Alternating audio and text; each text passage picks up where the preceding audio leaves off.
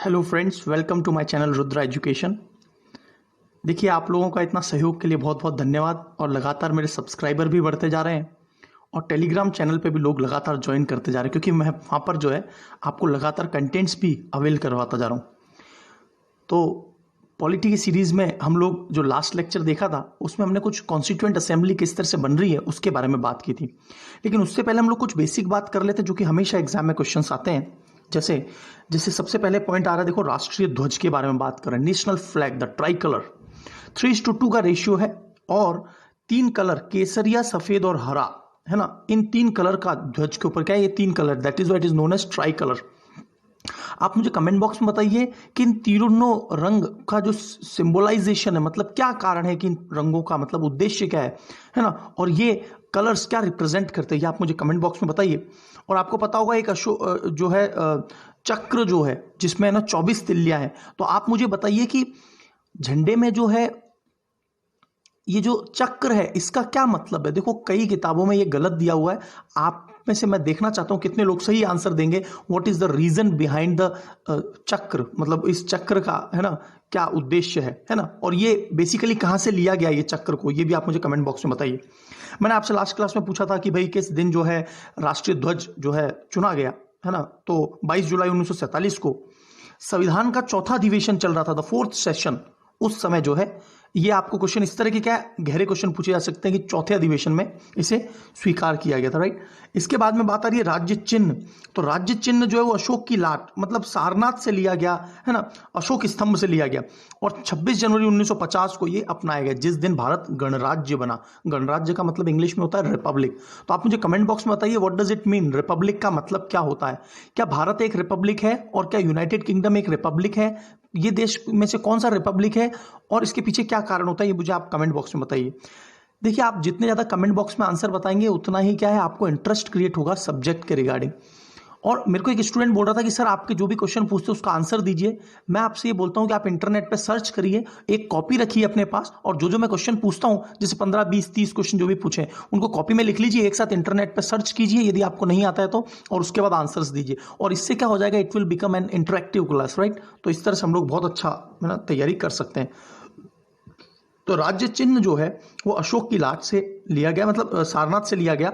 26 जनवरी 1950 को एक्सेप्ट किया गया और ये 22 जुलाई 1947 को कौन, राष्ट्रीय ध्वज। देवनागरी लिपि में लिखी हुई है ये पूरी लाइन, और यहां पर एक सूक्ति लिखी हुई है, सत्यमेव जयते, सत्य की ही हमेशा जीत होती है। देखो, the last resort is truth, है ना। जिंदगी में हमें सत्य बोलने से क्या होता है, हमारा हमेशा जो है काम सफल बना रहता है ना, और हमेशा सत्य की अंततः विजय होती है। मुंडकोपनिषद जो है इससे ये लिया गया था, है ना। देखिए, अगला जो पॉइंट आ रहा है वो है जन गण मन, जो है गुरुदेव रविंद्रनाथ टैगोर, है ना। अच्छा, आप मुझे बताइए महात्मा गांधी को महात्मा की उपाधि किसने दी थी, है ना। रविंद्रनाथ टैगोर जो है उनको गीतांजलि के लिए 1913 में उन्हें साहित्य का नोबेल पुरस्कार दिया गया था। तो जन गण मन जो है वो गुरुदेव रविंद्रनाथ टैगोर की गीतांजलि से लिया गया है ना। ये ऐसे पहले भारतीय एशियाई हैं, मतलब पहले एशियाई हैं जिनको जो है ना साहित्य में नोबेल पुरस्कार दिया गया था। तो 27 जनवरी 1911 को पहली बार जो है इसके राष्ट्रीय कांग्रेस अधिवेशन कलकत्ता में गाया गया था। आपको पता होगा 1911 में ही जो है कोलकाता से राजधानी को भी कहा, दिल्ली में शिफ्ट किया था। और इसी दिन जो इसी समय, है ना, राष्ट्रीय अधिवेशन। और नॉर्मली आप याद रखना दिसंबर के अंत में ही कांग्रेस के जितने भी अधिवेशन या सेशन होते हैं आज भी, है ना, आज भी जैसे महासचिव हैं, है ना, जनरल सेक्रेटरी हैं, अध्यक्ष हैं जैसे सोनिया गांधी जी, तो इनके जो सेशन होते हैं वो हमेशा दिसंबर एंड में ही होते हैं, ये बात हमेशा याद रखना। तो 1985 से जो है कांग्रेस के अधिवेशन चले आ रहे हैं। आप मुझे कमेंट बॉक्स में बताइए 1885 मतलब 1885, 1886, 1887, 1888, इन चारों वर्ष जो कांग्रेस का अधिवेशन हुए थे उसमें अध्यक्ष कौन थे, है ना। और आपको मुझे यह भी बताना है कि पहले मुस्लिम अध्यक्ष कौन थे कांग्रेस के, हमेशा कई बार क्वेश्चन आता है ना। और एक प्रश्न और मुझे आंसर दीजिए कि महात्मा गांधी ने किस सम्मेलन, है ना, किस अधिवेशन का अध्यक्षता की थी और किस वर्ष में की थी, ये बात मुझे आप कमेंट बॉक्स में बताइए। तो जब भारत रिपब्लिक होता है उससे 2 दिन पहले ही राष्ट्रीय गीत और राष्ट्रगान दोनों को क्या है, राष्ट्रीय गीत मतलब नेशनल सॉन्ग और राष्ट्रीय गान मतलब नेशनल एंथम। तो नेशनल एंथम तो लोगों को हमारे भारत देश में क्या है, नेशनल एंथम और नेशनल सॉन्ग में डिफरेंस भी नहीं पता होता। तो ये बात पता होनी चाहिए आपको, राष्ट्रीय गान जनगण मन है और राष्ट्रीय गीत है ना वंदे मातरम है ना। तो ये बात याद रखनी है आपको। और नॉर्मल ये 52 सेकंड में गाया जाता है और शुरुआत और अंत की पंक्तियों को 20 सेकंड में गाया जाता है। देखिए राष्ट्रीय गीत जो है वो वंदे मातरम है। बंकिम चंद्र चटर्जी के जो उपन्यास है आनंद मठ से ये उद्धृत किया गया। उद्धृत का मतलब होता है एक्सट्रैक्ट किया गया, वहां से लिया गया। और सबसे पहली बार आपसे क्वेश्चन पूछा जा सकता है 1886 में राष्ट्रीय कांग्रेस अधिवेशन में इसे गाया गया था, जबकि जनगण मन को 27 दिसंबर 1911 को और इसको 1886 को गाया गया था। तो ये प्रश्न एग्जाम में पूछा हुआ प्रश्न, जो ये लाइन लिखी है ना ये, कि आनंद मठ जो उपन्यास है वो किससे संबंधित था, ये भी हाल ही के बहुत अच्छे पेपर में क्वेश्चन आया था, हिस्ट्री का क्वेश्चन हो सकता है ये। सन्यासी विद्रोह के ऊपर ये आधारित था आनंद मठ, राइट। और गीतांजलि किसने की कृत है, गीतांजलि जो है वो रविन्द्रनाथ टैगोर साहब ने बनाई। राष्ट्रीय पंचांग जो है, आप मुझे कमेंट बॉक्स में बताइए पंचांग को इंग्लिश में क्या कहते हैं। मैं इंग्लिश की वोकैबुलरी के सेक्शन में अभी हाल ही में चैप्टर ये वाला जो वर्ड है ना मैंने आपको बताया, तो कमेंट बॉक्स में बताइए पंचांग को इंग्लिश में क्या कहते हैं। भारत ने क्या है, एक तो ग्रेगोरियन कैलेंडर जो कि है ना हम लोग ग्रीक सिविलाइजेशन से जो प्रभावित है ना, जो एक जनवरी से लेके 31 दिसंबर तक जो बनाते हैं सीक्वेंस जो है, तो एक तो वो कैलेंडर। और भारत का जो है वो हमने शक संवत लिया हुआ है। तो शक संवत जो है हमने कब अपनाया था, 22 मार्च 1957 को शक संवत हमने अपनाया था और इसी के आधार पर हम इसको पंचांग मानते हैं। तो आप मुझे कमेंट बॉक्स में बताइए कि शक संवत ग्रेगोरियन कैलेंडर से है ना कितने वर्ष आगे है या पीछे है, ये मुझे आप कमेंट बॉक्स में बताइए। और वो कितने वर्ष आगे है या कितने वर्ष पीछे है, ये कमेंट बॉक्स में आप आंसर बताइए। सभी को आंसर देना कंपलसरी है और इससे आपका बहुत इंटेलेक्चुअल लेवल बढ़ने वाला है, क्योंकि जो जो एक एक पॉइंट बोल रहा हूं वो सभी आपके एग्जाम में बहुत ज़्यादा काम के हैं। आप अपने साथियों के साथ भी शेयर करें, क्योंकि ज़्यादा से ज़्यादा मेरे जो स्टूडेंट्स हैं, मेरे जो फ्रेंड्स हैं, वो आगे से आगे जो है ना इसके बारे में कंटेंट्स को बहुत आगे से आगे शेयर कर रहे हैं, है ना। एक स्टूडेंट का हाल ही में ये कमेंट आया कि I am big fan of you, and उसने बोला कि मेरे को कभी ऑनलाइन स्टडी करने में मज़ा नहीं आता था, लेकिन जब से आपके वीडियोस देख रहा हूँ तो पिछले 2-3 दिन से लगातार मैं वीडियोस देख रहा हूँ। तो थैंक यू वेरी मच। आप इसी तरह से है ना आप कमेंट में भी मुझे बताया करिए कि आप कितना एंजॉय कर रहे हैं लेक्चर को। ये जरूर कमेंट बॉक्स में बताएं how much you are interesting and taking interest in these lectures, right. उसके बाद में राष्ट्रीय पशु जो है बाघ, पैंथर टिग्रिस। तो पैंथर टिग्रिस बाघ का जो है बायोलॉजिकल नेम है और ये राष्ट्रीय पशु है। और राष्ट्रीय पक्षी 1972 में उसे पूर्णतः संरक्षण दे दिया गया कि कोई भी मार नहीं सकता। और मयूर का जो है ना बायोलॉजिकल नेम है वो है पावो क्रिस्टेटस। ये दोनों क्वेश्चन पूछे गए हैं, पावो क्रिस्टेटस मोर और पैंथर टिग्रिस ये राष्ट्रीय पशु जो कि बाघ है, राइट। अब आ रही है बात राष्ट्र का नाम India that is Bharat, Bharat है ना, इंडिया दैट इज भारत मतलब इंडिया जो कि भारत है। और ये वाली बात हमारे को प्रियम्बल में भी लिखी हुई है, राइट। आज हम एक बहुत शानदार सेक्शन पढ़ने वाले हैं लक्ष्मीकांत बुक में से, और वो है ऑब्जेक्टिव प्रिंसिपल्स, है ना, ऑब्जेक्टिव रेजोल्यूशंस, मैं माफी चाहता हूं, ऑब्जेक्टिव रेजोल्यूशन जिसका मतलब होता है उद्देश्य प्रस्ताव। तो उद्देश्य प्रस्ताव जो है ना उसी से कहीं ना कहीं हमारा प्रस्तावना जो प्रियम्बल है वो प्रभावित है। आप मुझे कमेंट बॉक्स में बताइए भारत के जो संविधान की प्रस्तावना है उसकी जो भाषा लैंग्वेज ली है वो कौन से संविधान से ली है ना। और सबसे ज्यादा ये प्रभावित किससे, मैंने आपको बता दिया जवाहरलाल नेहरू जी ने जब जो है संविधान बन रहा था उससे पहले है ना उद्देश्य क्या होंगे हमारे संविधान को बनाने के, वो उद्देश्य प्रस्ताव जो है सबसे पहली बार लाया था और उन्हें यूनानिमसली मतलब कंसेंससली मतलब कंसेंसस विद कंसेंसस जो है उसे पूरी तरह से स्वीकार किया गया था। तो ये बात मुझे आप कमेंट बॉक्स में बताइए कि प्रस्तावना को की भाषा किस देश से मतलब उद्धृत की गई है, ये बात जरूर आप कमेंट बॉक्स में बताइए। देखिए अभी अनुसूचियों को भी हम नहीं पढ़ सकते, अनुसूचियों को हम लोग आगे पढ़ेंगे क्योंकि अभी सीक्वेंस में पहले तो हमको है ना संविधान सभा के बारे में पूरा बात करना है, अनुसूचियां तो आगे का सेक्शन है तो इसको हम लोग आगे करने वाले हैं। लेकिन आप फिर भी मुझे कमेंट बॉक्स में बताइए ताकि आपको इंटरेस्ट बना रहे कि अनुसूचियां जो है पहले 8 थी अब 12 है। आप मुझे 7वीं अनुसूची के बारे में बताइए कि 7th schedule is related to what, है ना, 7वीं अनुसूची किससे संबंधित है ये आप मुझे बताइए। देखिए ये सारी चीजें हम लोग आगे पढ़ लेंगे, डोंट वरी। और पिछले लेक्चर में मैंने आपको बहुत सारी बातें बता दी थी और मैंने आप मेरे जो थंबनेल है जो मतलब जो बाहर जो वीडियो के बाहर जो एक इमेज बनी हुई आती है वहां पर आप देख रहे होंगे भारत का गोल गोल गोल से सर्कल में भारत और उसके अंदर है ना हाथी बना हुआ है। बस वो हाथी जो है ना वो हमारे संविधान की मोहर के रूप में काम कर रहा था, ये मैंने आपको लास्ट लेक्चर में भी बताया था, है ना। ठीक है, तो आपको ये बात पता होनी चाहिए कि जो मेंबर्स थे फाइनली 389, क्योंकि मैंने आपको बहुत अच्छे से बताया था कि प्रति 10 लाख जो है एक मेंबर जो है वो खड़ा होगा, निर्वाचित होगा। और जो भी देसी रियासतें हैं, है ना, प्रिंसली स्टेट, जो देसी रियासतें हैं, वहां से 93 लोग आएंगे, 93, जो कि है ना वहां के राजा महाराजाओं द्वारा नामित किए जाएंगे। तो इनमें से 389 में से मैंने आपको बहुत अच्छे से बताया था कि 292 ये तो ब्रिटिश के जो प्रांत थे, जो 11 प्रांत वगैरह हैं वो, और 4 जो थे वो कमिश्नरेट थे। 4 कमिश्नरेट कौन कौन से थे? दिल्ली, अजमेर, मेरवाड़ा, ये नाम एग्जाम में पूछे गए। कुर्ग कर्नाटका, अजमेर मेरवाड़ा ये क्षेत्र है राजस्थान में, दिल्ली आपको पता ही है। और बलूचिस्तान जो है वर्तमान पाकिस्तान में आता है। बलूचिस्तान के लिए आपको पता होगा, बलूचिस्तान जो है ना, जिस तरह से जम्मू एंड कश्मीर है उसी तरह से पाकिस्तान का बलूचिस्तान, बलूच लोग वो है ना पाकिस्तान से अलग होना चाहते हैं, क्योंकि उन लोगों को किसी प्रकार की सुख सुविधा नहीं है, है ना, तो वो बाइकॉटेड लाइफ जीते हैं एकदम। तो इसीलिए ना बलूचिस्तान के मुद्दे पर ना अंतरराष्ट्रीय जो है ना क्रिटिसिज्म नरेंद्र मोदी जी कर चुके हैं। और उसका कारण ये था, जिस तरह से वो पाकिस्तान जो है वो जम्मू एंड कश्मीर को अलग करना चाहता था, वैसे ही भारत ने भी अपना एक जो है ना तुरुप का इक्का खेला था। आपको ये बात याद आ रही होगी, पिछले दिनों में इस तरह की भी घटना हुई थी। तो 292 सीट्स तो किसकी हैं? जो ब्रिटिश प्रोविंस थे, और 4 कौन है? कमिश्नरेट, प्लस 93 क्या है? 93 है प्रिंसली स्टेट की, जो भी प्रिंसली स्टेट्स जो थे वो 93 है। तो कुल कितने हो जाते हैं इस तरह से?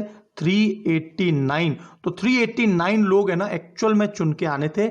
जब तक ये 389 चुन के आने थे ना, तब तक पाकिस्तान और भारत अलग नहीं हुआ था। अभी हम लोग सम्मिलित रूप से बात कर रहे हैं, ये बात याद रखना। 389 जो नंबर है, 389 जो नंबर है वो 389 ये सम्मिलित रूप से नंबर है, राइट। अब आगे चलते हैं।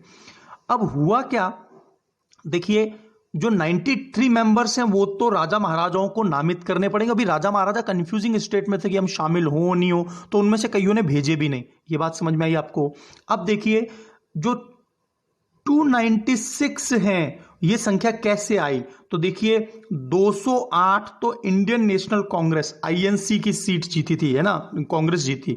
73 जो सीट्स हैं वो जो है मुस्लिम लीग जीती, और 15 जो हैं वो इंडिपेंडेंट है। तो इस तरह से 296 जो है ना उनका क्या है, पूरी तरह से इलेक्शन होता है। आप मुझे कमेंट बॉक्स में बताइए, मैंने लास्ट लेक्चर में भी बताया है कि इनका चुनाव किस पद्धति या मेथड से हुआ था। मैं आपको एक शॉर्टकट एब्रिविएट टर्म बताता हूं, उसकी फुल फॉर्म बता दीजिए। चलो, PRSTV इस पद्धति से, PRSTV पद्धति से, आप मेरे को हिंदी और इंग्लिश में दोनों में कमेंट बॉक्स में बताइए, क्योंकि ये बात मैं पूरी लास्ट लेक्चर में पढ़ा चुका हूं। आप कभी भी मेरा कोई सा भी लेक्चर्स देखते हैं तो उस लेक्चर को तो देखिए, लेकिन उसके बाद जो मैंने प्लेलिस्ट में सीक्वेंस ऑर्डर में पढ़ाया हुआ है उसको आप सीक्वेंस में देखिए और ज़्यादा से ज़्यादा शेयर कीजिए, क्योंकि आपको इन डेप्थ एक सब्जेक्ट का कंप्लीट नॉलेज होने वाला है। क्योंकि मैं पूरी यूपीएससी लेवल तक के जो कंटेंट्स होते हैं उनको कोऑर्डिनेट करता हुआ चलूंगा, क्योंकि ये समय इतना ज़्यादा है आपके पास कि अभी मेरे को नहीं लगता कि अभी किसी भी परिस्थिति में कोचिंग सेंटर 3, 4, 5 महीने में खुलेंगे, क्योंकि गैदरिंग नहीं होने दी जाएगी, ना आप इतनी हिम्मत करेंगे, क्योंकि एक भी केस आता है तो उसके कारण जो है ना वापस से कोचिंग सेंटर्स बंद हो जाएंगे। तो आप ऑनलाइन ज़्यादा से ज़्यादा जो है ना क्लासेस की तैयारी कीजिए, ताकि क्या हो, जब एग्जाम आए 3, 4, 5 महीने बाद तो आप fully you will be fully prepared, right. तो इसीलिए क्या है, लगातार लगे रहिए और पढ़ते रहिए, keep watching, keep learning, right. अब देखिए, संविधान सभा की जो बैठक है वो सबसे पहली जो बैठक स्टार्ट होती है, जिसकी अध्यक्षता कौन करते हैं? सच्चिदानंद सिन्हा, क्योंकि वो सबसे बुजुर्ग मेंबर है। और आज भी जो है ना प्रोटेम स्पीकर होता है, जब भी कोई नई सरकार आती है तो जो प्रोटेम स्पीकर होता है वो सबसे बुजुर्ग व्यक्ति को, ये कन्वेंशन जो है वो हमने फ्रांस से लिया, ये बात याद रखना कि सबसे बुजुर्ग व्यक्ति को टेम्परेरी जो कुछ दिनों के लिए प्रोटेम स्पीकर बनाया जाता है, ये पद्धति जो हमने फ्रांस से ली है, राइट। तो 11 बजे जो है 9 दिसंबर 1946 को पहला अधिवेशन होता है, ठीक है। और यह होता कहां है? नई दिल्ली में स्थित काउंसिल चैम्बर के पुस्तकालय में पहली बैठक होती है। तो यह बात आपको याद रखनी है ना। कुछ बहुत इंपॉर्टेंट पॉइंट है संविधान से रिलेटेड, डॉक्यूमेंट से रिलेटेड, वो आपको पता होने चाहिए। तो 11 दिसंबर 1946 को डॉक्टर राजेंद्र प्रसाद संविधान सभा के स्थायी अध्यक्ष हैं। ये कॉन्स्टिट्यूएंट असेंबली के स्थायी अध्यक्ष हैं। देखिए संविधान सभा क्या कर रही थी, संविधान कॉन्स्टिट्यूशन निर्माण करने का काम कर रही थी, लेकिन सच्चिदानंद सिन्हा जिसके अध्यक्षता कर रहे हैं ना, वो उस 2-3 साल जो है, आपको पता है ना कि एक विधायिका होती है, तो देश के शासन को गवर्न करने के लिए जो नए नए एक्ट लाए जाते हैं उस टेम्परेरी पीरियड के लिए, जिस प्रकार आज की तारीख में लोकसभा और राज्यसभा लाते हैं, तो उसके जैसे अध्यक्ष होते हैं ना, वैसे सच्चिदानंद सिन्हा तो उसके अध्यक्ष थे। लेकिन जो संविधान सभा है जिसके 114 दिन लगातार बहस चली है ना, 2 साल 11 महीने 18 दिन जो ये लगातार ये जो सेशन चलते रहे हैं है ना, बीच बीच में गैप होकर, तो इसकी जो अध्यक्षता की है वो डॉक्टर राजेंद्र प्रसाद ने की। तो आपको कहीं कंफ्यूजन नहीं होना चाहिए, डॉक्टर राजेंद्र प्रसाद किसकी अध्यक्षता कर रहे थे और सच्चिदानंद सिन्हा किसकी अध्यक्षता कर रहे थे, राइट। और मैंने आपको ये बात बताया साथ कि टीसी कृष्णामाचारी और एचसी मुखर्जी वो वाइस प्रेसिडेंट जो है ना के तौर पे, और जबकि डॉक्टर राजेंद्र प्रसाद प्रेसिडेंट के तौर पे है ना यहाँ पर संविधान सभा के अध्यक्षता के कर रहे थे, राइट। बीएन राव जो है ना ये संवैधानिक सलाहकार थे, एडवाइजर थे, ये एग्जाम में क्वेश्चन कई बार आया, बीएन राव संवैधानिक जो है ना संविधान के एडवाइजर थे, तो ये बात आपको एक याद रखनी है, राइट, है ना। अब देखिए 13 दिसंबर 1946 को, ये सबसे महान दिन है, 13 दिसंबर 1946 को जवाहरलाल नेहरू जी क्या करते हैं, ऐतिहासिक हिस्टोरिकल उद्देश्य प्रस्ताव, मतलब क्या होता है ना, उद्देश्य प्रस्ताव मतलब ऑब्जेक्टिव जो रेजोल्यूशन है वो पहली बार प्रस्तुत करते हैं। तो संविधान और जो संविधान सभा है उसको 22 जनवरी 1947 को पूर्ण सहमति के साथ में अपने संविधान की उद्देशिका बना लेती है, और ये उद्देशिका के जो मूल निचोड़ है ना, वही भारत का प्रियम्बल बनता है, प्रस्तावना बनता है। तो आप मुझे कमेंट बॉक्स में बताइए कि प्रस्तावना में कुल कितने शब्द हैं, भारत की प्रस्तावना में कुल कितने शब्द हैं, और भारत की प्रस्तावना को कौन से देश से लिया गया, इसकी भाषा, है ना, ये बात मुझे आप कमेंट बॉक्स में जरूर बताएंगे, ठीक है। चलिए आगे चलते हैं। संविधान सभा का उद्देश्य प्रस्ताव की स्वीकृति के पश्चात संविधान की रचना के विभिन्न पहलुओं को निपटने हेतु विभिन्न समितियां नियुक्त की गई। तो यहां पर ये कुछ समितियां बहुत इंपॉर्टेंट है, इसके बारे में हम लोग इंग्लिश में भी चर्चा करने वाले हैं, क्योंकि मैं आपको बाइलिंगुअल हिंदी इंग्लिश दोनों में कवर करवाने वाला हूं। तो देखिए सबसे पहले क्या बात आ रही है, नियम लॉ कमेटी जो थी उसके अध्यक्ष कौन थे, डॉक्टर राजेंद्र प्रसाद। जो नियमावली थी, संचालन समिति जिसको स्टीयरिंग कमेटी कहते हैं, स्टीयरिंग कमेटी एग्जाम में कई बार आता है, उसके भी अध्यक्ष कौन थे, डॉक्टर राजेंद्र प्रसाद थे। प्रारूप समिति, इसके अंदर 7 मेंबर थे और उसकी अध्यक्षता कौन करते हैं, डॉक्टर बी आर अम्बेडकर। तो प्रारूप समिति जो है इसमें 7 मेंबर होते हैं, और सबसे ज्यादा इंपॉर्टेंट जो है ना कमेटी जो है वो प्रारूप समिति है, राइट। उसके बाद में आ रहा है ना संघ संविधान समिति, संघ का मतलब यूनियन कॉन्स्टिट्यूशन जो कमेटी है उसके अध्यक्ष कौन है, जवाहरलाल नेहरू। प्रांतीय जो प्रोविंस वाले जो संविधान समिति है, प्रोविंस जो है ना, ब्रिटिश जो प्रोविंस थे है ना, जो राज्य थे उनकी अध्यक्षता सरदार वल्लभ भाई पटेल कर रहे हैं। रियासत समिति जो थी, रियासतें जो थी, देसी रियासतें, उनके ऊपर जो है ना जो काम कर रहे हैं वार्ता के लिए, तो वो जो है रियासत समिति वो डॉक्टर राजेंद्र प्रसाद द्वारा। सलाहकार समिति है ना, तो ये जो है सरदार वल्लभ भाई पटेल द्वारा किया गया। ये अल्पसंख्यक और मूल अधिकार समिति है ना, उप समिति बहुत इंपॉर्टेंट है ना, जो फंडामेंटल राइट्स है जो कि भारत में बहुत इंपॉर्टेंट है। आप मुझे कमेंट बॉक्स में बताइए कि भारतीय संविधान में फंडामेंटल राइट्स कौन से पार्ट में आते हैं और ये किस अनुच्छेद से लेके किस अनुच्छेद तक हैं भारतीय वर्तमान संविधान में। तो मूल अधिकार उप समिति जो है, मूल अधिकार वाली, वो जेबी कृपलानी, ये बात याद रखना। और अल्पसंख्यक उप समिति जो है वो एचसी मुखर्जी द्वारा लीड की जा रही थी। संघ शक्ति समिति जो है वो जवाहरलाल नेहरू द्वारा, और झंडा समिति जो है वो डॉक्टर राजेंद्र प्रसाद द्वारा। तो ये झंडा समिति बहुत इंपॉर्टेंट है। प्रारूप समिति बहुत इंपॉर्टेंट है, प्रारूप समिति है ना। स्टीयरिंग कमेटी बहुत इंपॉर्टेंट है, डॉक्टर राजेंद्र प्रसाद द्वारा स्टीयरिंग संचालन है ना। नियम वाली भी डॉक्टर राजेंद्र प्रसाद जी द्वारा। अभी हम लोग इन सबको इंग्लिश में भी पढ़ने वाले हैं, ठीक है। तो ये वाली बात आपकी आ गई। देखिए 29 अगस्त 1947 को 7 सदस्यीय प्रारूप समिति का गठन होता है, जिसके अध्यक्ष कौन है, doctor B are Ambedkar. Mahatma Gandhi जो है किसी भी तरह से संविधान का हिस्सा नहीं थे, है ना। तो देखिए प्रारूप समिति के सदस्य कौन थे, देखो डॉक्टर बी आर अम्बेडकर थे, है ना, और भारत के गणतंत्रीय दल की स्थापना की उन्होंने। और 3 अक्टूबर 1957 को, नहीं ये 1957 नहीं है, ये 1947 है, ये बात याद रखना, 3 अक्टूबर 1947 को, राइट। और देखिए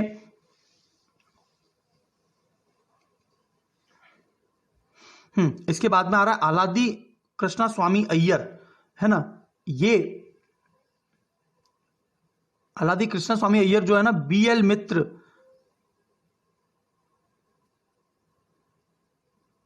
देखिए यहां पर मैं आपको 2 पॉइंट बता देता हूं। डीपी खेतान साहब जो है, टीटी कृष्णामाचारी जो है, डीपी खेतान साहब की जब मृत्यु हो जाती है तो टीटी कृष्णामाचारी जो है वो यहां पर क्या बनते हैं, उनकी जगह पर वो रिप्लेस कर लेते हैं, कि इनको प्रारूप समिति के अंदर जो 7 मेंबर है उसमें। और देखिए एन माधव राव जो है, ये बीएल मित्र जो हैं, इनकी तबीयत खराब होने की वजह से एन माधव राव के स्थान पर एन माधव राव आ जाते हैं। तो ये बात 2 पॉइंट आपको याद रखना।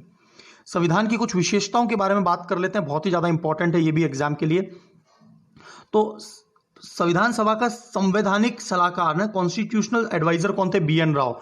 तो ये बात आपको याद रखनी। अक्टूबर 1947 में प्रथम प्रारूप इन्होंने तैयार किया था। देखो बीएन राव साहब पहले प्रारूप तैयार कर रहे थे, बाद में डॉक्टर बी आर अम्बेडकर को लाया गया।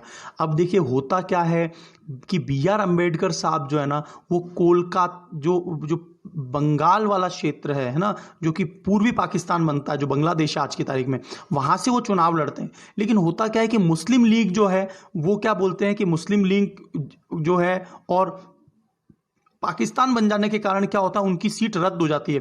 तो बी आर अम्बेडकर साहब को मुंबई से, है ना, एक सीट खाली करवा के मुंबई से जो है उनको चुनाव लड़वाया जाता है। और उसके बाद बी आर अम्बेडकर जी को जो है ना प्रारूप समिति में बुलाकर वहां पर अध्यक्ष बनाया जाता है। तो उससे पहले कौन बने रहते हैं, बीएन राव। तो ये पॉइंट आपको एकदम क्लियर हो गया होगा, है ना। तो सबसे पहली बार जो बनता है वो 243 अनुच्छेद और 13 अनुसूचियां होती है। बाद में आज की तारीख में जब संविधान बनता है तो 395 आर्टिकल्स हैं, 8 अनुसूचियां और 22 पार्ट, है ना, ये संविधान के भाग हैं वर्तमान में जो है। और अब जो है लगातार उसमें संशोधन होता जा रहा है, तो इसमें भी वर्तमान में परिवर्तन आता जा रहा है ना। तो देखिए प्रारूप समिति द्वारा तैयार किया गया भारत का संविधान जो है, संविधान का प्रारूप 21 फरवरी 1948 को सभा के अध्यक्ष के समक्ष पेश किया गया।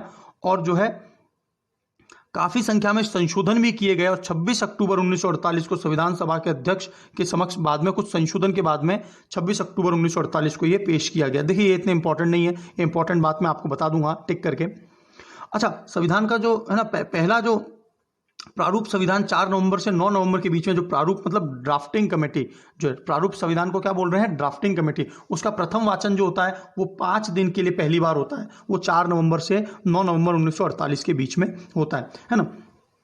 तो ये सारे वाचन इतने इंपॉर्टेंट नहीं है, मैं आपको मेन टॉपिक्स पे ले आता हूं कि अच्छा देखिए ये वाली बात आपको पता चल गई। फाइनली जो संविधान बनता है उसके 22 भाग, 395 अनुच्छेद और 8 अनुसूचियां थी, है ना। उसमें 2 वर्ष 11 माह 18 दिन में इसको कुल समय लगता है। और कुल जो सेशन होते हैं वो 11 होते हैं। और टोटल जो दिनों के वाइज जो चर्चा या बहस होती है वो 114 दिन होती है। और कुल जो संविधान बनाने में जो खर्चा आया है वो 63,96,729 रुपए।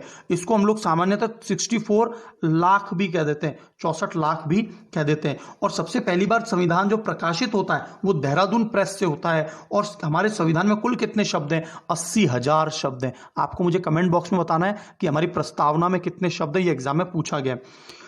और देखिए हमारा संविधान जो पहली बार लागू होता है ना वो 26 नवंबर तक जो है 1949, मतलब जो 26 जनवरी 1950 को भारत गणतंत्र बनता है उससे 2 महीने पहले ही संविधान के कुछ अनुच्छेदों को लागू कर दिया जाता है। तो उनकी संख्या कितनी है, 15 अनुच्छेदों को लागू कर दिया जाता है। तो वो कौन कौन से हैं, 5, 6, 7, 8, 9, 60, 324, 366, 367, 372, 380, 388, 391 एंड 392, 393।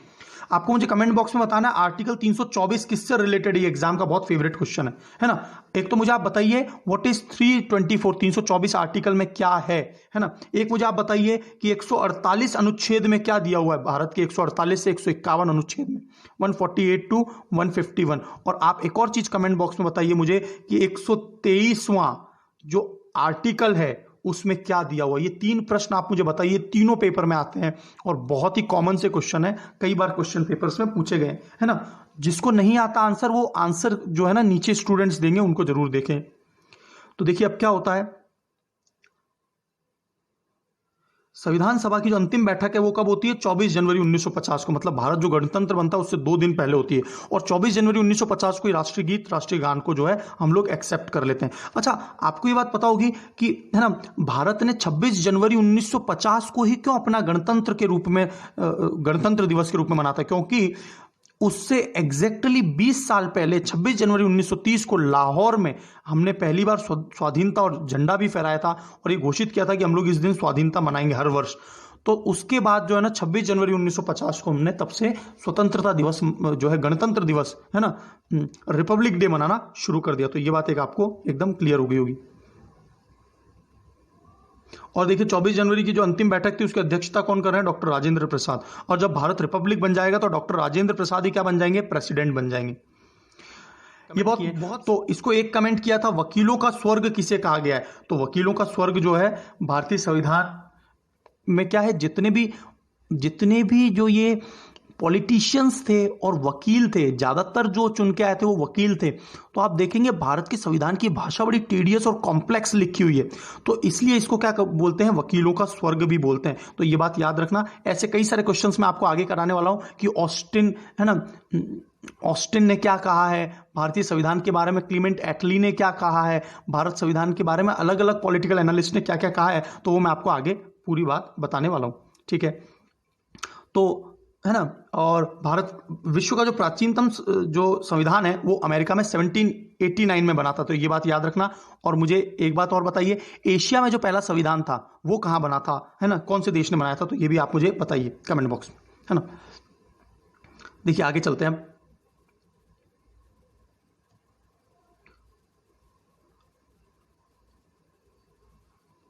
जब भारत स्वतंत्र हो गया तो पहली जो कैबिनेट बनी थी, भारत जब स्वतंत्र हो जाता है तो जो फर्स्ट कैबिनेट बनी थी उसमें जवाहरलाल नेहरू कौन है? प्रधानमंत्री, विदेश मंत्री, जो कॉमनवेल्थ के जो मंत्री पोर्टफोलियो वो उन्होंने लिया, और वैज्ञानिक शोध, ये सभी क्या है, ये डिपार्टमेंट्स इनके पास थे। डॉक्टर राजेंद्र प्रसाद जो है, जो फर्स्ट कैबिनेट बनी है, प्रथम मंत्रिमंडल, देखिए प्रथम मंत्रिमंडल कब बना है? जैसे ही भारत की स्वतंत्रता मिलती है उसके बाद में कुछ मंत्री, जो इंटरिम जो मंत्रिमंडल है उससे थोड़ा सा परिवर्तन होता है। तो 1950 तक जो है ना वो कुछ है ना मंत्रिमंडल बनाए जाते हैं। तो देखिए प्रधानमंत्री कौन रहे? जवाहरलाल नेहरू। उप प्रधानमंत्री कौन रहे? सरदार वल्लभ भाई पटेल रहे। क्या आप मुझे कमेंट बॉक्स में बता सकते हैं कि भारत में अब तक कौन कौन जो है उप प्रधानमंत्री के पद पर नियुक्त हो चुके हैं? आप मुझे ये बात बताइए। और उप प्रधानमंत्री के पद का कहीं पर भी संविधान में व्याख्या है या नहीं है, ये भी आप मुझे कमेंट बॉक्स में बताएंगे। डॉक्टर राजेंद्र प्रसाद खाद्य और कृषि के मंत्री बने, है ना, स्वतंत्रता के बाद। अबुल कलाम आजाद को शिक्षा में मंत्री बनाया गया, है ना। और गृह का मतलब होम मिनिस्ट्री, सूचना और प्रसारण, ब्रॉडकास्टिंग मिनिस्टर और राज्य के लिए इनको बनाया गया। जगजीवन राम हमेशा एग्जाम में आता है, श्रम या लेबर मंत्री बने। CH भाभा को वाणिज्य, कमर्शियल मिनिस्टर बनाया गया। संचार के लिए रफी अहमद किदवई, इन्हें संचार, है ना। राजकुमारी अमृता कौर जो है उन्हें स्वास्थ्य विभाग दिया गया। डॉक्टर अंबेडकर आपको पता ही है लॉ से रिलेटेड थे, तो विधि जो है इसके मंत्री इनको बनाया। R.K. चेट्टी, है ना, षणमुगम चेट्टी जो है R.K. चेट्टी, तो इन्हें क्या है, वित्त मंत्री बनाया गया। और देखिए श्यामा प्रसाद मुखर्जी आपको पता होगा बीजेपी के आइडियल कहे जाते हैं, इन्हें उद्योग और आपूर्ति मंत्रालय दिया गया। और NV गडगिल को कार्य, खदान और ऊर्जा मंत्रालय इनको दिया गया। तो ये मैंने आपसे कुछ लास्ट पेपर में क्वेश्चन पूछे थे कि 22 जुलाई 1947 को राष्ट्रीय ध्वज को अपनाया जाता है ना, राष्ट्रीय ध्वज को 22 जुलाई 1947 को, और 24 जनवरी 1950 को राष्ट्रीय गान अपनाया जाता है। 24 जनवरी 1950 को ही राष्ट्रीय गीत मतलब नेशनल सॉन्ग और नेशनल एंथम दोनों। और मई 1949 में भारत जो है कॉमनवेल्थ का जो है ना हिस्सा भी होता है। और कॉमनवेल्थ का मंत्रालय कौन देख रहा था? राष्ट्रमंडल मंत्रालय जवाहरलाल नेहरू साहब देख रहे थे। तो इसके कुछ आगे के सेक्शन है, मैं आपको आज जो है ऑब्जेक्टिव प्रिंसिपल्स करवाना चाहता हूं, है ना। और वो मैं आपको इंग्लिश में इसलिए करवाना चाहता हूं क्योंकि आपको इंग्लिश भी मजबूत होनी चाहिए, क्योंकि लक्ष्मीकांत बुक को हमको कंप्लीटली कवर करना है, क्योंकि आपको बहुत सारी बेसिक जानकारियां प्राप्त हो जाएंगी। तो लास्ट लेक्चर में हमने जो है ये देख लिया था अच्छे से कि डॉक्टर सच्चिदानंद सिन्हा जो है उनको जो है टेम्परेरी जो है प्रेसिडेंट बनाया जाता है, राइट। तो अब हम बात कर रहे हैं, और ये वाली बात भी हमने कर ली थी कि जब भारत स्वतंत्र हुआ तो कॉन्स्टिट्यूएंट असेंबली के प्रेसिडेंट तो किसको बनाया था? डॉक्टर राजेंद्र प्रसाद साहब को। और वाइस प्रेसिडेंट कौन? दो व्यक्ति थे, एच.सी. मुखर्जी और वी.टी. कृष्णामाचारी, है ना। ये दोनों क्या है? वाइस प्रेसिडेंट के रूप में वहां काम कर रहे थे। ठीक है, अब हिस्टोरिक ऑब्जेक्टिव रेजोल्यूशन की बात कर रहे हैं और इसका मतलब होता है उद्देश्य प्रस्ताव। उद्देश्य प्रस्ताव, तो उद्देश्य प्रस्ताव जो है ये पूरी तरह से जो है प्रस्तावना की जो भावना है वो एक्चुअल में ऑब्जेक्टिव प्रिंसिपल से ही इंस्पायर है। मैं आपको कई बार ये बता चुका हूं। तो देखिए क्या होता है, 13 दिसंबर 1946 को जवाहरलाल नेहरू जी जो हैं वो ऑब्जेक्टिव प्रिंसिपल जो हैं लाते हैं। It laid down fundamental and philosophy of constitutional structure. यह भारत का मूलभूत और दार्शनिक जो है ना संवैधानिक जो है बॉडी रहेगी, क्योंकि इसी के आधार पे जो है ना भारत के पूरे संविधान को बनाया जाना था कि हमारी स्पिरिट क्या है, हम अपने किस आत्मा के आधार पे संविधान को जो है बनाना चाहते हैं और है ना किस तरह से भारत में यह संविधान काम करेगा और उसके इर्द गिर्द ही संविधान होगा। तो भारत की स्पिरिट क्या होनी चाहिए, तो वो स्पिरिट जो है वो यहीं पर छुपी हुई है। क्योंकि है ना, आप मुझे ये भी बताइए कि अनुच्छेद 32 को संविधान की आत्मा किसने कहा और प्रस्तावना को संविधान की आत्मा किसने कहा था, है ना। तो ये बात आप मुझे कमेंट बॉक्स में बताइए। तो ऑब्जेक्टिव रेजोल्यूशन पर बात कर लेते हैं। तो ऑब्जेक्टिव रेजोल्यूशन क्या है? 13 दिसंबर 1946 को इन्होंने नेहरू जी ने ये किया। और फर्स्ट पॉइंट क्या है? This constituent assembly declare its firm and solemn resolve to proclaim India as an independent sovereign republic. तो यहां पर ये बहुत इंपॉर्टेंट पॉइंट है। इंडिपेंडेंट मतलब स्वतंत्र, सोवरेन का मतलब संप्रभु और रिपब्लिक का मतलब गणराज्य। इंडिपेंडेंट का मतलब पूर्णतया इंडिपेंडेंट है, सोवरेन का मतलब संप्रभुता, किसी भी अन्य देश का किसी भी अन्य बाह्य दबाव में भारत काम नहीं करेगा। और रिपब्लिक का मतलब होता है गणराज्य, कि भारत देश का जो हेड ऑफ द स्टेट है वो यहाँ के लोगों द्वारा चुना जाएगा। जैसे प्रेसिडेंट साहब हैं वो इनडायरेक्ट इलेक्शन के माध्यम से, है ना, कौन सी पद्धति से? PRSTV पद्धति से। इसकी फुल फॉर्म बताइए, इंग्लिश और हिंदी दोनों में। मैंने आपको पहले भी प्रश्न पूछा है। इस पद्धति से प्रधान राष्ट्रपति साहब को चुना जाता है। तो हमारा जो हेड ऑफ द स्टेट है ना वो चुना जाता है। जबकि इंग्लैंड का हेड ऑफ द स्टेट क्या है, जो है वो क्वीन है, तो वो जो है कोई चुना नहीं जाता लोगों के द्वारा। तो रिपब्लिक क्या होता है? गणराज्य, जहां पर अध्यक्ष जो है वो गणों द्वारा, लोगों द्वारा चुना जाता है। ठीक है, तो भारत पूरी तरह से इंडिपेंडेंट, संप्रभु और रिपब्लिक है ना। और यही जो है draw up for the future governance a constitution. और यह पूर्णतः स्वतंत्र है, बिल्कुल स्वतंत्रता के साथ हम लोग अपना संविधान बनाएंगे, ऐसा उन्होंने पहला पॉइंट कहा। दूसरा ऑब्जेक्टिव प्रिंसिपल पॉइंट में क्या कहा उन्होंने? Wherein the territory that now comprise British India, वे सभी टेरिटरी जो ब्रिटिश इंडिया का भाग थी, the territories that now from Indian states, और टेरिटरी जो कि भारतीय राज्यों का हिस्सा है, such other part of India as are outside India, Bharat के बाहर भी जो है state as well as other territory are willing to be constituted into independent sovereign India. तो वो सभी जो है ना उससे भारत बनाया जाएगा और इस पूरे संघ को, इसको क्या कहा जाएगा? यूनियन या संघ कहा जाएगा। इन सबको हम मिलाएंगे, ऐसा उन्होंने अपनी इच्छा शक्ति बताई कि भविष्य में हम लोग ये भी करने वाले।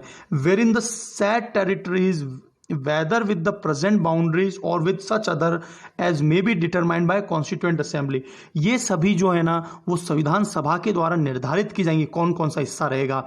and thereafter according to the law of the constitution shall be possessed and retain the status of autonomous unit। और फिर जो है यह जो लॉ है ना, और ये बिल्कुल ऑटोनॉमस रहेगा, बिल्कुल पूर्णतः स्वतंत्र रहेगा, अपने आप फंक्शन करेगा with the residuary power and exercise all the power and function of the government and administration. और ये जो है कॉन्स्टिट्यूएंट असेंबली जो है ना उसी के पास पूरे अधिकार रहेंगे कि जो जिस तरह से वो चाहें इसको संविधान बनाने में लीड कर सकती है, राइट। तो ये ऑब्जेक्टिव प्रिंसिपल थे। उसके बाद में जो पॉइंट है वो है wherein all power and authority of the sovereign independent India, its constituted part and organ of the government are derived from the people। तो ये बहुत बड़ी बात कह दी है कि लोगों से इसकी संविधान बनाने की जो शक्ति है वो लोगों से ली गई है। मतलब आप ये बात याद रखें कि भारतीय संविधान में सबसे ऊपर क्या है? तो आप बोलेंगे है ना, भारत में सबसे ज्यादा ऊपर कौन है? संविधान। संविधान की रक्षा कौन करता है? न्यायपालिका, जुडिशरी। लेकिन संविधान से ऊपर कौन है? तो यहाँ के लोग, क्योंकि संविधान को शक्ति कहां से मिलती है? भारत के लोगों द्वारा मिलती है, और इसीलिए भारत एक डेमोक्रेसी या लोकतंत्र है, राइट। तो इसके बाद में क्या आता है? Wherein it shall be guaranteed and secured all the people of India, जो भी भारत के लोग हैं उनको न्याय मिलेगा। जस्टिस, सोशल का मतलब सामाजिक, आर्थिक और राजनीतिक, पॉलिटिकल, इक्वलिटी ऑफ स्टेटस, सभी को बराबरी का हक मिलेगा, equality of status of opportunity, अवसर की समानता दी जाएगी। ये सभी हमारे जो हैं फंडामेंटल जो राइट्स हैं उसमें भी दिया हुआ है। बिफोर द लॉ सभी बराबर हैं। फ्रीडम ऑफ थॉट, सभी को बोलने का अधिकार है। एक्सप्रेशन, बिलीफ, फेथ, वो किसी की पूजा कर सकते हैं। किसी भी प्रकार का वोकेशन, अपना काम कर सकते हैं, जो भी प्रोफेशंस होते हैं ना अलग अलग लोगों के, वो वोकेशन कर सकते हैं। एसोसिएशन एंड एक्शन, अपने जो है ना समूह भी बना सकते हैं। Subject to law and public morality, और जो है ना अपनी जो है मॉरलिटी का मतलब आदर्श समाज के तौर पे भी अपने आप को लॉ एंड पब्लिक में प्रस्तुत करेंगे। तो ये सभी जो है, इस सभी की सिक्योरिटी इंडियन कॉन्स्टिट्यूशन में प्रदान की जाएगी। देखो आपको यहीं से ऑब्जेक्टिव्स क्लियर हो रहे हैं, और इसी मूल भावना के आधार पर संविधान जो है बनाया गया। तो यही that is the spirit of the constitution, है ना। तो इसीलिए objective principle are known as historic objective principle या objective resolution. Wherein adequate safe guard, सभी को बराबर जो है ना सेफ गार्ड दी जाएगी, भले ही वो माइनॉरिटी है ना, मतलब अल्पसंख्यक है। बैकवर्ड क्लासेस है, बैकवर्ड का मतलब क्या है? पिछड़ी प्रजातियां, है ना। ट्राइबल एरियाज हैं, जो जनजातीय हैं। डिप्रेस्ड जो क्लास है, जो निम्न तबके के लोग हैं, उन सभी को जो है ना, अदर बैकवर्ड क्लास सभी को जो है ना एडिक्वेट सेफ गार्ड मतलब सुरक्षा प्रदान की जाएगी। ऐसा नहीं होगा कि किसी को विशेष प्रावधान दिए जाएंगे। There will be no privilege to a particular person if he is VIP और नॉट। यदि वो वीआईपी भी है तो भी ऐसा कुछ प्रिविलेजेस जो है इस तरह का नहीं दिया जाएगा, सबको बराबरी पर लाया जाएगा। तभी भारत में डेमोक्रेसी है, और इसीलिए भारत इतने लंबे समय से चल रहा है ना। फ्री फ्लोइंग जो है ना, भारत का संविधान जो है ना, ये इतना पावरफुल है कि हमारे इतने कॉम्प्लेक्स सोशल स्ट्रक्चर होने के बाद भी हम लोग आज भी जो है ना एक विनिंग स्टेज में, जबकि दूसरे कई देशों में जो है ना संविधान चरमरा गया है। आप पाकिस्तान का उदाहरण देख लीजिए, कई बार वहां पर सैनिक शासन लागू हो गया। तो सॉवरेन राइट्स ऑन लैंड, सभी को सी को और एयर according to justice and the law of civilised nation. तो है ना, भारत चूंकि एक रिपब्लिक है, तो भारत जो है ना maintain the integrity of the territory. तो भारत अपनी अखंडता को मेंटेन करेगा। इंटीग्रिटी का मतलब होता है अखंडता को मेंटेन करेगा, और ये भारत का सॉवरेन राइट है, ये भारत का संप्रभु जो है राइट है ना, अधिकार है इस पर। और भारत के संपूर्ण लैंड, सी और एयर पर, सभी पर भारत का अधिकार है। दिस एंशियंट लैंड, ये जो प्राचीन लैंड है, सबसे भारत को जानते हैं आप कि प्राचीन सभ्यता वाला देश है। Attains it's rightful and honoured place in world and make it full and willing contribution. तो ये जो है ना पूरी तरह से विलिंग कॉन्स्टिट्यूशन है ना, राइटफुल एंड ऑनर्ड प्लेस, और फिर से हम लोग है ना एक जो है ना सही स्थान और सम्माननीय स्थान प्राप्त करेंगे विश्व में। और हम लोग लगातार कोशिश करेंगे कि जो है भारत में जो है वर्ल्ड पीस रहे, मतलब शांति के लिए लगातार अग्रसर रहेगा, पूरी दुनिया में शांति रहे। इसी तरह की भारत जो है ना अपने कामकाज को में ढालेगा, और वेलफेयर ऑफ मैनकाइंड, सभी मानव प्राणी मात्र का कल्याण में लगा रहेगा। तो this resolution was unanimously adopted. Unanimously का मतलब सर्वसहमति से, एक व्यक्ति ने इसको एक्सेप्ट किया था, इसमें किसी प्रकार का संशोधन नहीं हुआ था। और 22 जनवरी 1947 को ऑब्जेक्टिव प्रिंसिपल जो है संविधान सभा के द्वारा स्वीकार कर लिए जाते हैं। इट इन्फ्लुएंस्ड इवेंचुअल शेपिंग, और इसने धीरे धीरे क्या है संविधान को निर्माण करने के लिए, शेप देने के लिए constitution through all it's subsequent stages. तो ये इसने ही प्रभावित किया संविधान के अलग अलग जो है ना स्टेजेस थे उनको निर्माण करने में। तो यहां से भारत के संविधान की मूल भावना ये, तो यहां से आपको जवाहरलाल नेहरू जी के कद का भी पता चलता है। How stupendous stature he has, कितना शानदार कद रहा होगा उनका, है ना। It modified version form the preamble, और इसी का मॉडिफाइड फॉर्म जो है वो प्रस्तावना बनता है। ये प्रश्न आपको गहरे प्रश्न आ सकते हैं कि प्रस्तावना की जो मूल भावना है वो किससे प्रभावित थी? ऑब्जेक्टिव प्रिंसिपल या उद्देश्य प्रस्ताव से। लेकिन भाषा कहां से ली गई है? तो चलो मैं आंसर बता देता हूं। ऑस्ट्रेलिया से भारत ने अपनी संविधान की भाषा ली है, we the people of India. Comment box में बताइए कि प्रस्तावना में कितने शब्द हैं। देखिए अभी हमारे पास अभी ये जो अगला लेक्चर आने वाला है ना, उससे भी बहुत सारे क्वेश्चंस पूछे जाते हैं। चूंकि लेक्चर बहुत लंबा हो गया है तो मैं आपको नेक्स्ट लेक्चर में इसके बारे में और भी ज़्यादा जानकारी प्रदान करूंगा। आप ज़्यादा से ज़्यादा दोस्तों में शेयर करें, ग्रुप जो चैनल को शेयर करें, लिंक लेकर शेयर करें। और यही जो है मेरे लिए जो है आप जो मुझे कुछ दे सकते हैं वो यही दे सकते हैं। तो ज़्यादा से ज़्यादा आपके दोस्तों में है ना शेयर करें कि अब तक मैं 10 प्लेलिस्ट ला चुका हूँ अलग अलग सब्जेक्ट पे, अभी 4-5 प्लेलिस्ट और आएंगी और आगे आने वाले समय में मैं 5-5 6-6 लेक्चर्स डेली के लाऊंगा। तो आपको और कहीं पर कुछ पढ़ने की आवश्यकता नहीं पड़ेगी। I will provide you the complete package in depth analysis, जिसमें से एक भी क्वेश्चन बाहर नहीं जा सकता। और समय समय पर मैं आपको प्रैक्टिस भी करवाऊंगा। क्वेश्चंस जो है ना, जितने भी क्वेश्चंस लास्ट ईयर के पेपर्स में पूछे हैं, इस थ्योरी के आधार पर क्वेश्चंस को लिंक करवाऊंगा। तो आप लगातार पहले लेक्चर से जो है ना प्लेलिस्ट को देखना शुरू कर दीजिए। So wish you all the best, God bless you all.